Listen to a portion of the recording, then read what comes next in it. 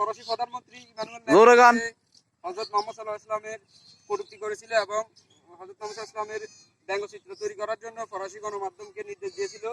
আমরা বাংলাদেশের একজন সাধারণ নাগরিক হিসেবে আমরা তীব্র নিন্দা জানাই। ফ্রান্সের যত প্রসাধনী সামগ্রী, বিশেষ করে আমাদের দেশের যে সকল পণ্যগুলো ফ্রান্স থেকে আমদানি করা হয়, আমরা এর তীব্র নিন্দা জানাই এবং তা বয়কট করার জন্য সকল বাংলাদেশিকে বিশেষভাবে অনুরোধ করা যাচ্ছে।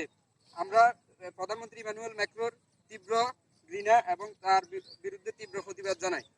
আমাদের বাংলাদেশি যারা ফরাসি অবস্থান করতেছে বা বাংলাদেশে যারা সকল বাঙালি, আমরা তার বিরুদ্ধে এবং ফ্রান্সের সকল জিনিসের বিরুদ্ধে আমরা বয়কট ঘোষণা করতেছি। জি। আর এখন তার বিরুদ্ধে আমাদের কিছু পদক্ষেপ আছে। জি। যারা এই ফেসবুক লাইভ দেখতেছে তারা ফ্রান্সের ফরাসি পণ্যগুলা বয়কট করবেন এবং এই দলিলা জানাবেন। আমরা নীরব প্রতিবাদ জানাচ্ছি। তাকে জুতা মেরে সম্মানিত করা হবে।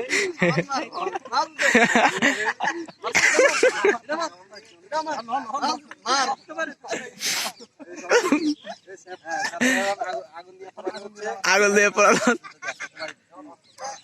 আস্তে আস্তে ভাই দে, আস্তে জ্বালিয়ে দাও, পুড়িয়ে দাও, ধ্বংস হয়ে দাও, বিজাতির গাবুরকে ধ্বংস করে দাও।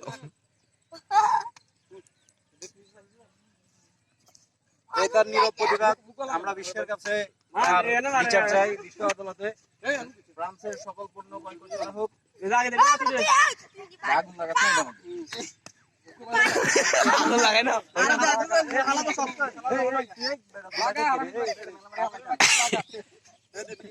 তোরা